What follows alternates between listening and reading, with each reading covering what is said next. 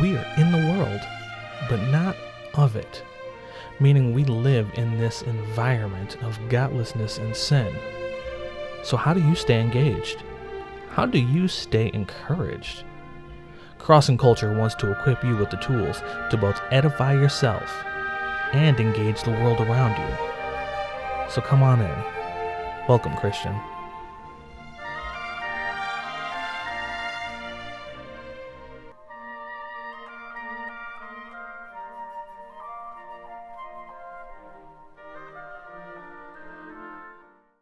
Good afternoon and welcome to Cross and Culture. I am your host, Christopher Kroom, and thank you so much for joining us today.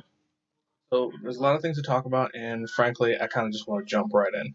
We're going to really talk about what's going on in the country because the whole goal of Cross and Culture is to help equip you to understand the theological aspects of the scripture played out in the world today so that you can encourage yourself and edify yourself and engage the world around you. So, that's going to be what we're going to try to do today. Let's jump right in, and we're going to talk about current events.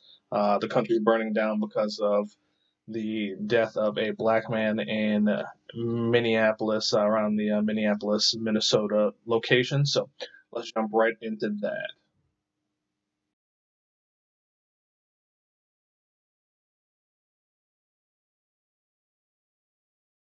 Welcome back.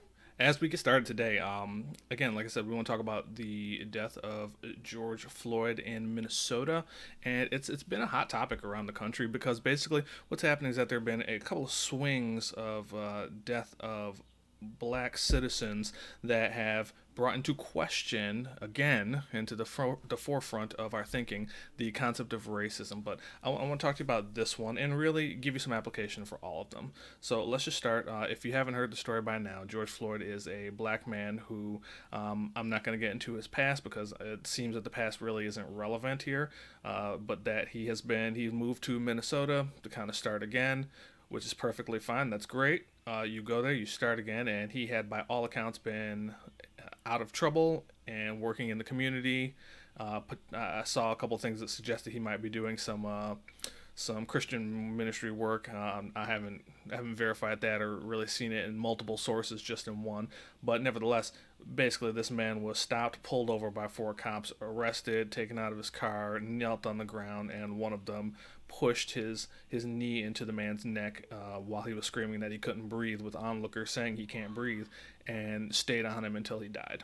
So this has sparked a national riot. There are reports in Minnesota, Atlanta. The National Treasury says was the Treasury Department was broken into Friday night, the 29th. And apparently, as of Saturday morning, the 30th, there are apparently riots in Oakland going on as well.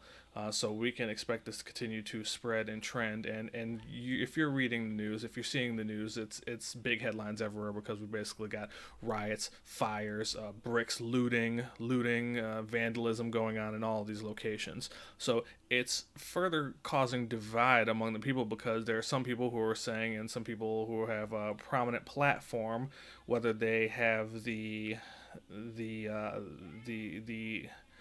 position to speak into political affairs is one thing, but as U.S. citizens, they have a right to share their opinion, and they've got the platform to do so. And some of them have been supporting the riots, the looting, the violence. A few have been shot in different locations and killed. A lot of things have been going on. So we have been in a position where we've been listening to the news that's coming in, and it's kind of everywhere because it's breaking out in different places. But here are the questions that we want to ask ourselves because, again, this is crossing culture. And what my goal is to take the things that I know and been trained in and studied and help equip you to understand how to interpret what's going on in the world around you, how to be in this world but not think like it, and how to process and synthesize the things you're seeing. So let's kind of just jump right into that. Again, it brings up the question of racism in America. So the first question we want to ask is there actually any evidence of racism yet?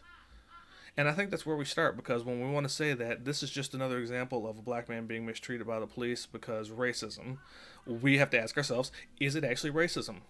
Is there evidence of racism? Has someone said, has the perpetrator who committed the crime said, yes, this is because it was a black person? Or have we looked and we seen anything that suggests that racism was involved? Right now, and forgive me if I've missed anything, I've been reading through this, but doing some personal things too. As of now, as far as I've seen, there's no evidence that this is actually a racist hit. Now, I understand the frustration of Black America. I do. I grew up, being taught to be careful.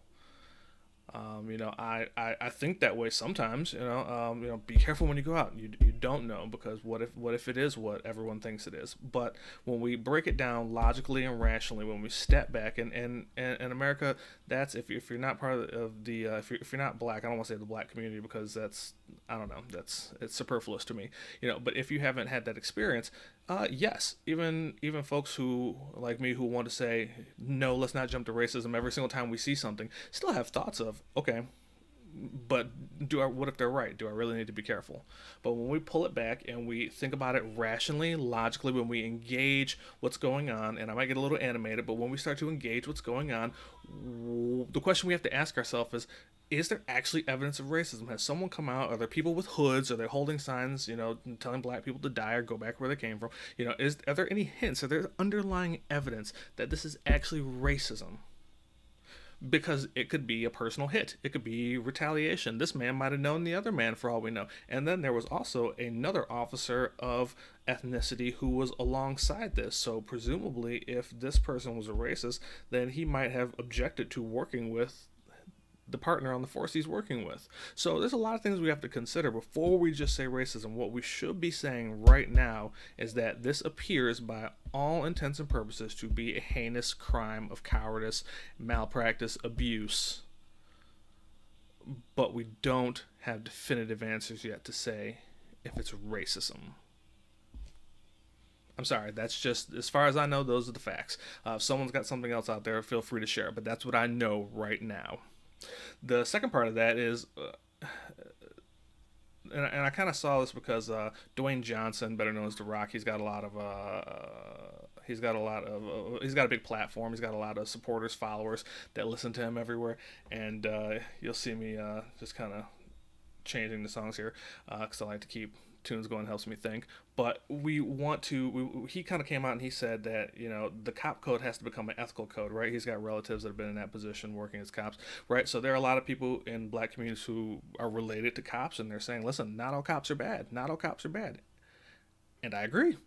I wholeheartedly agree. I want my kids to grow up in a place where I can say, look, those are policemen. If you see them and you're in need, trust them. I'm not going to whitewash or wholeheartedly dismiss an entire segmentation of people for a few. But this cop code becoming the ethical code, that's something interesting to me, because when I read that, I thought, well, what is the ethical code? What's the theology of ethics? And I think we mentioned it on a previous episode where we get into this idea that ethics, the ethos and the mores, as one changes, so goes the other, right? The ethics, as we look into, we say, okay, the ethics are the thing that are going to be bound based in fact and in historical truth, right? We look at that as the Bible, maybe the Ten Commandments, the law that comes out of it, the law from the Old Testament that follows through the world into England and parliamentary law and eventually becomes American law. We look at that and we say, okay, that's a good example. That's something that we can follow because it's based on God's word, right? It gives us something where we can look at and say, we have something objective. We have something objective. But what happens when we shift the goalposts of what's ethical, what happens is that it becomes subjective, and other people get to begin to come in and say, well, this is what we have as our truth, as our standard of truth. And if people are allowed to change the standard of truth to whatever they want to, then guess what happens to the culture around them? The culture begins to become subjective too. The culture begins to get to a point where it does what it wants to do as well. So that's the first thing, right? If we want to have an ethic, if we're going to say, well, this code has to become the ethics, that's just him again saying that we need to shift it. The ethics that we have, again, I'm going to hold this up, the ethics that we have, again, are sure God has established what truth is. He's established what good is. He's established what it means to take care of our neighbor. Now, there's a whole lot of people that say, well, the Bible has this and the Bible has that, and it's got slavery and da da da da. Don't confuse historical writings with approval for the activity. The story records, the Bible records King David committing murder and adultery. God doesn't approve it, but it's recorded as human activity. It's divinely recorded. And yes, God gives laws for the practicality of slavery. But look at those laws and understand that those laws were meant to basically take care of those people who didn't have anyone else to take care of them. So you have to know the difference between historical narrative and didactic literature. What's the difference between what's telling us history and what's giving us teaching, respectively? The theology of ethics, when that ethic changes, then our morality changes in the culture, and then all of a sudden everything becomes subjective. So really, it's not about a cop code becoming ethics. It's not saying because that man was a cop and he presumably took the cop code, so presumably he's got that ethic. Now I know that's not a totally fair assessment, but at the same time, consider that the Christians, if we hold to God's word and God's ethic, then we should be trying to practically live that out, right? And if we're not, then we say, or maybe not us, but maybe the Apostle John says the truth is not in you. So obviously, this man should have been taken care of. This officer who killed this black man should have been dealt with long ago. And in fact, there were reports coming out that Amy Klobuchar, who was the highest prosecutor in the state during part of those man's years, declined to prosecute him several times for similar offenses, not to the point of murdering and manslaughter, but similar complaints and situations. So that's something to consider. Now, the big thing that's going on here is that everyone's getting to the point of saying, racism, racism, racism. It's racist. It's because America fundamentally hates black people. There was a time in this country where there was slavery, where there were Jim Crow laws that basically encouraged the separation of blacks and whites, whether that be educationally, in business. If you go to a restaurant, they say you can have black people here, but you separate them over here and the whites over here. And we had those laws that encouraged redlining in states where people couldn't get loans to buy housing, where there was not enough money to go around once they finally were free. The effects of Jim Crow law continue generationally because it's taught some black people and some black communities not to trust the white man for some reason. Now, I shouldn't say for some reason. There is some truth behind that, right? Because of the history of the country, but that sticks generationally with the black community, and so throughout time, what happens is that they are mistrusting of authority, police, government, right? And so with that, they end up putting themselves in a position where they don't get ahead. They stay behind, and generationally in these communities stay behind, can't get ahead. Lower education because the educations in their schools are poor, and because they feel like they have to fend for themselves, right? So when you get this sense of no one's looking out for me, you start to do things to fend for yourself, and it starts to ingrain itself culturally down through the generations. And that's, I think, something the evangelical church has missed. We have missed that in our hermeneutic of anthropology and ethics. We've missed the very fact that we looked and we said, listen, you guys can pull yourself up by the bootstraps. You guys can do better for yourself. But we've missed the fact that the ramifications of Jim Crow laws, the ideas of separation of different cultures and communities and ethnicities, is essentially that you've left the black community feeling like there's no one looking out for them. And so this is why they continue to vote Democrat, because those people continue to hand things to them. But the anthropology of this is, it goes beyond what we're looking at, right? People are looking and we're saying, oh, it's racism. It's black, it's white on black crime. But what you're really missing is that white on black crime falls into a larger category. And if you're a Christian, you see this message isn't for the non-Christians. I hope that you'll come to Christ. I hope that you'll hear the message. I hope that you will come to know God, if it be His will. If He has called you into His grace, then wonderful. But this message, Crossing Culture, is geared towards the church. It's geared towards you who say you profess Christ. And so I'm here to encourage you. I'm here to edify you. I'm here to build you up and correct where necessary. And so the anthropology of this is that because there are a lot of Christian people who are professing Christ out there saying, this is racism, it's racism, but you're missing the fact that this falls into the bigger bucket of anthropology. It falls into the bigger bucket of hamartiology, the doctrine of sin. This is sin. It's sin. Racism is another form of sin. It's the same thing we do where we look at homosexuality and we say it's the greatest of all the sins. It's a sin amongst other sins. All bad. All bad.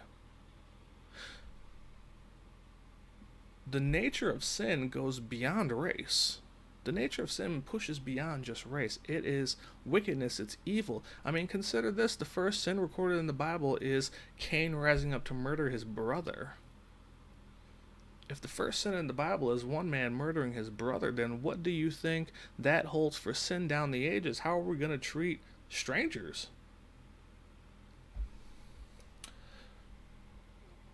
There are Christians out there that are saying this needs to happen, that the condoning of looting and rioting is okay because they're not listening. Colin Kaepernick took a knee and no one listened. Well, let me tell you something. When Colin Kaepernick took a knee, he did it on a business's platform. That's not his platform. He might have Twitter followers, he may have Facebook followers, he may have Instagram followers, but the NFL is not his platform. It's a privately held company. And they get to dictate who can do what on their platform. And that's why no one listened, because the argument was about people who were tuning into this product and getting something they didn't want, and that company taking action. Now, were there other opportunities where action should have been taken? Yes, but let me explain to you. When looting and rioting becomes what you're doing, you're not getting anyone's attention. You're simply justifying the fact that some people consider these actions to be the actions of thugs and animals. Think about the logic behind this. What does it mean that if you're in a community, and I know that there are reports out right now that some of the looters and rioters aren't even from the places they're looting and rioting, go figure, because what sense would it make for you to go into your own community after you say there's injustice and then create another injustice by creating economic hardship for people in the city because you've destroyed their properties and their homes? You've destroyed their businesses. How are you creating justice? How are you balancing injustice by creating more injustice? That old saying, two wrongs don't make a right, you're trying to justify that because you're saying, well, we tried to do it right and no one listened. But let me tell you something. There is something to be said about the idea of peace, the patience of peace. You see, we're looking at this, and the patience of a peaceful protest, Martin Luther King understood. He's saying we should overcome, and he did it patiently, and he did it in the streets quietly. They protested the right way, and they got results. Now, the problem is that you don't like the results. You want more. And I get that. But you take the right platform. You get to a point where you say, okay, listen, we're going to mobilize nationally across the country. We're going to set up peaceful protests in this city and that city and this city. And you make your cause known, because guess what? When 5,000 people start marching down the street, the news coverage is going to be on it. But here's the trick. The news coverage, you have to be careful because they're part of the same scheme that have held down the black community. You see, you continue to vote Democrat year after year after year after year, but you want to blame the Republicans. But these cities, these states, Minnesota, Michigan, Illinois, California, New York, right? These are places, Georgia to some degree, right? These are places that have been democratically run for years. Think about Flint, Michigan, where the black community constantly complains about the water there, but you continue to vote Democrat and they've done nothing. You cannot blame a man who's been in office for 3 years for the activities of the last 4 decades. It doesn't make any dang sense, okay? The other side of that problem is that while the Democrats completely use the African American and minority communities to keep themselves in power, that's why they keep giving handouts, right? To keep you voting because you don't have any trust on the other side. And the other side's policies are what will give you the ability to rise and do better. But because you don't trust them, their policies, if the black community stopped voting Democrat, Democrats would never win, and they know it. But the problem on the other side is that the Republicans seem indifferent. They look and say, hey, just fix it yourself.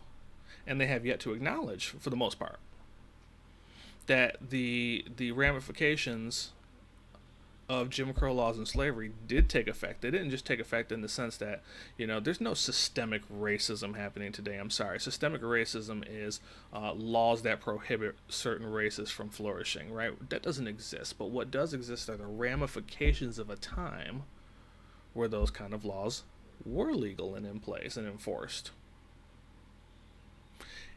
If you think that Jim Crow laws have no residual effect within the last 100 years in which they were stopped, you're a fool.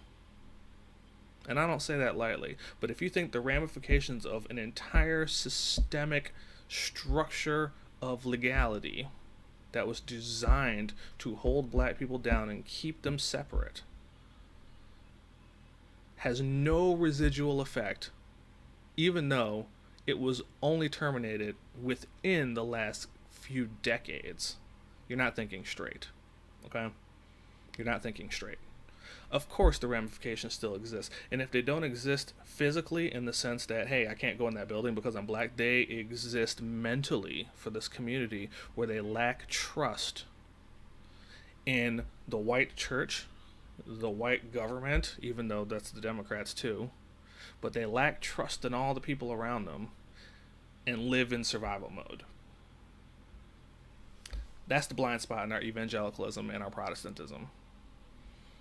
That we have yet to say, okay, we need to acknowledge the fact that the residuals still exist and then have a discussion about what we can do, because the answer to it might not be a reparation. I think that's kind of silly. Who do you get reparations from and who do you give it to? It's kind of a silly idea.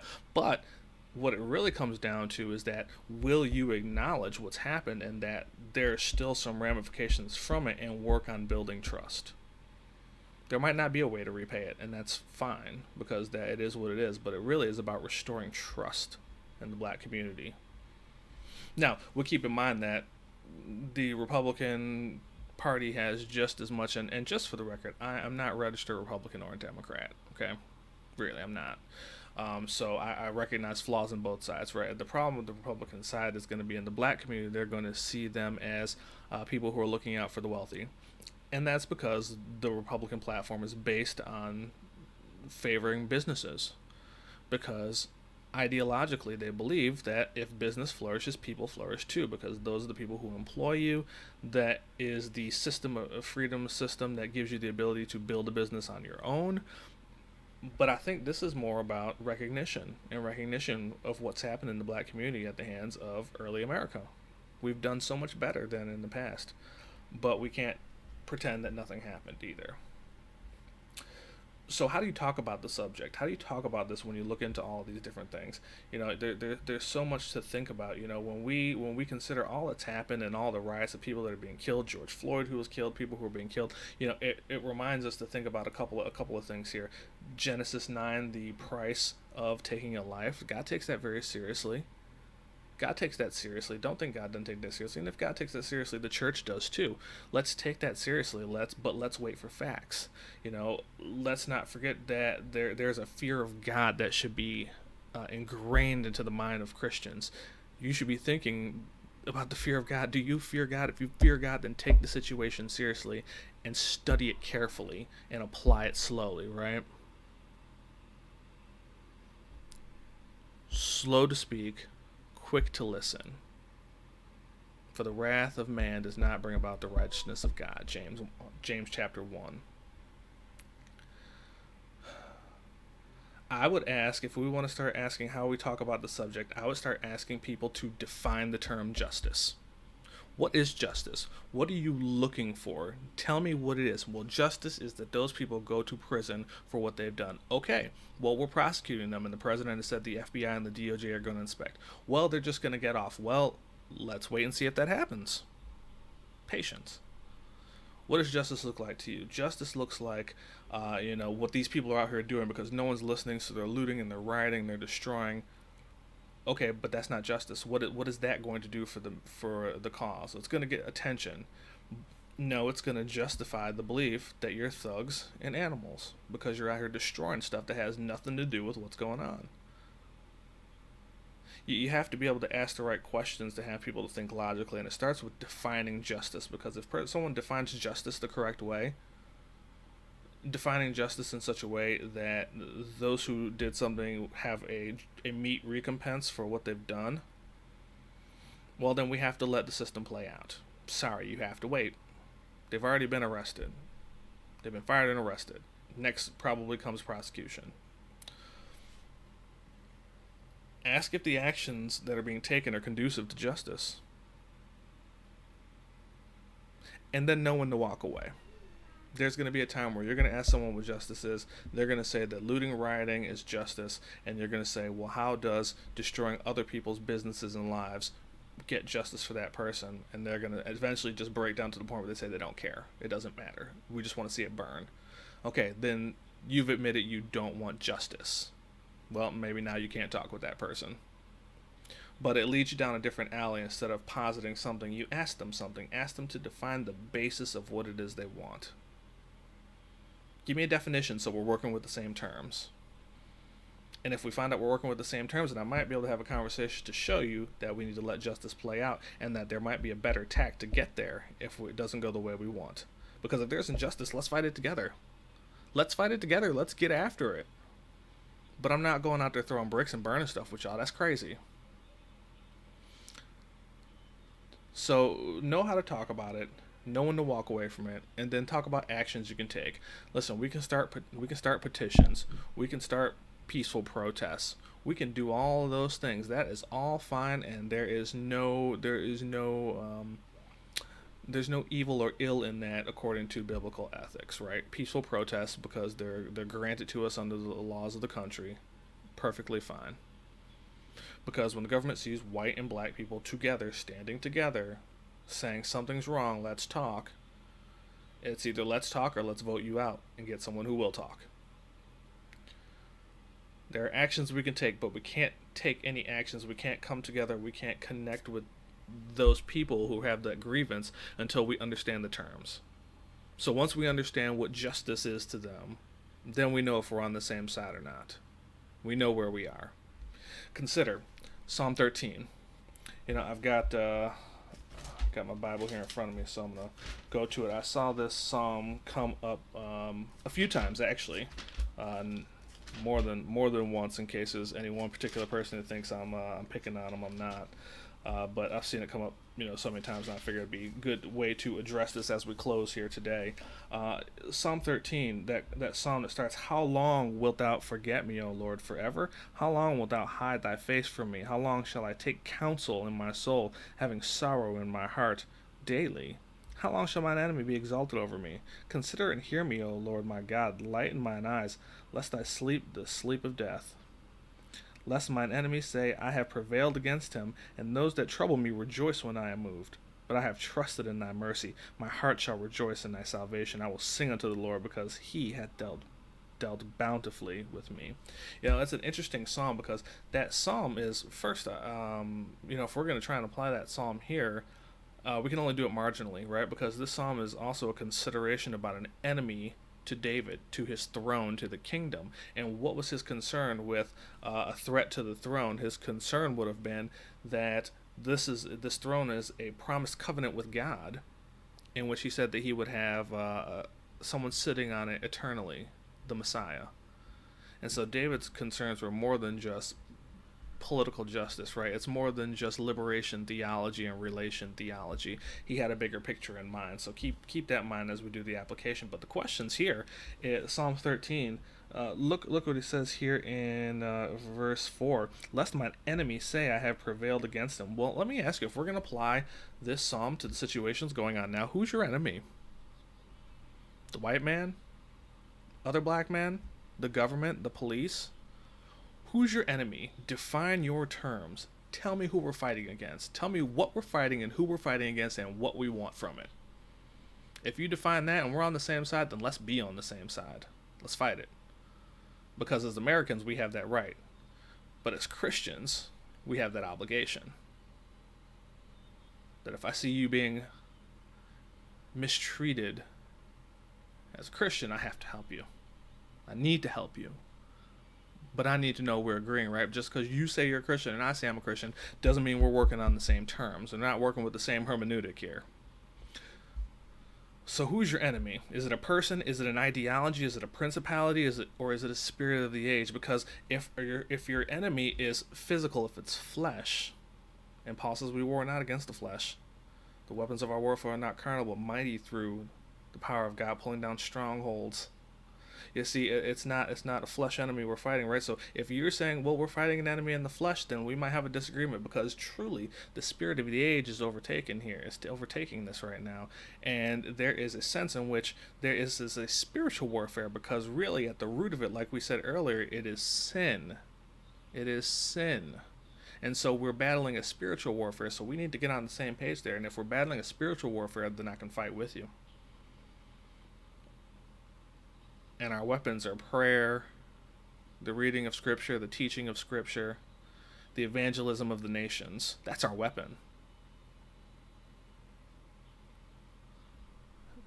And does your response match the intent? Does the response of looting, rioting, burning junk to the ground, does that match the enemy you're fighting? Because if you're fighting a spiritual enemy, burning down physical things ain't going to get you nowhere.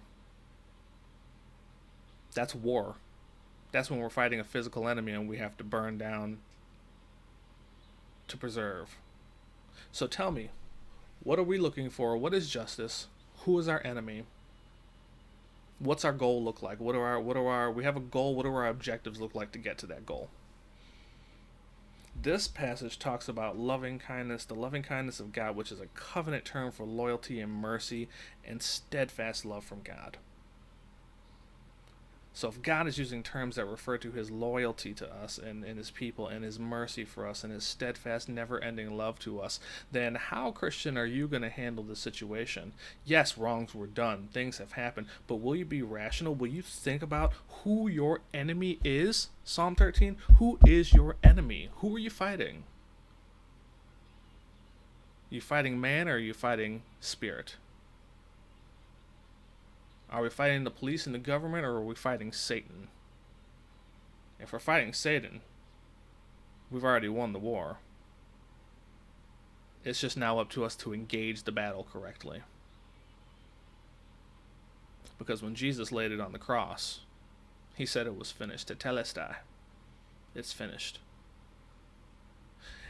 And that's a reminder that the bigger picture, again, the bigger picture, you see, this idea of Christ on the cross is not liberation theology. It's not relation theology. It's not we're going to flip the world upside down. I just want to point out that that's what Judas was looking for, Judas Iscariot.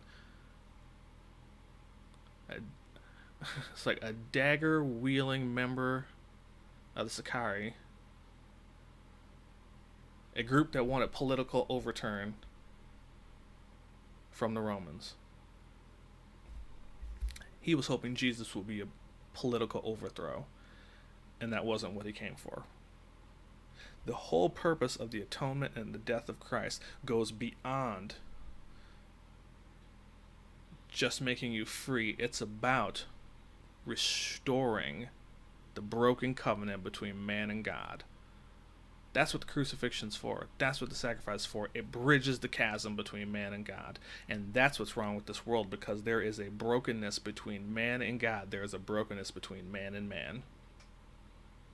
And until you realize that this is beyond just a physical fight, it's a spiritual warfare. Until you see that, you're acting just as lost as the world. So I encourage you, be patient in your assessment. Wait for facts. Make calibrated assumptions based on the evidence you get. All we know now is that it was murder. That seems to be pretty clear. We don't know why. We don't know why. But because we continue to highlight these racial divides, it all appears to be racism. But come back to your Bible, and I'll point something out in Psalm 13 when we finish. David said in verse 5, "But I have trusted in your mercy. My heart shall rejoice in thy salvation." Are you still trusting God's mercy in all this? Are you still rejoicing in his salvation? Because if you do those two things, you'll remember that this is a spiritual warfare. You'll remember that when God called you to himself, it was spiritual war. And you'll remember that even till this day, you battle spiritual war internally for the thing you want to do, you don't do, and the thing you ought not to do, you do. Let's ask God that he bless our nation, but most of all that he bless the church so that we can see beyond our four walls. We can see that, yes, there are ramifications of what happened in America to black America. Yes, something wrong happened on these streets. No, we don't know, but yes, we can pray. And if you're tired of hearing, well, we'll pray for you, you need to take some action, that's fine. But let's talk about the action, because I'm not going to riot, loot, and burn down stuff. I'm not going to destroy my own community for perceived justice. Cross and Culture is here to help you be in the world and not of it. Grace and peace to you.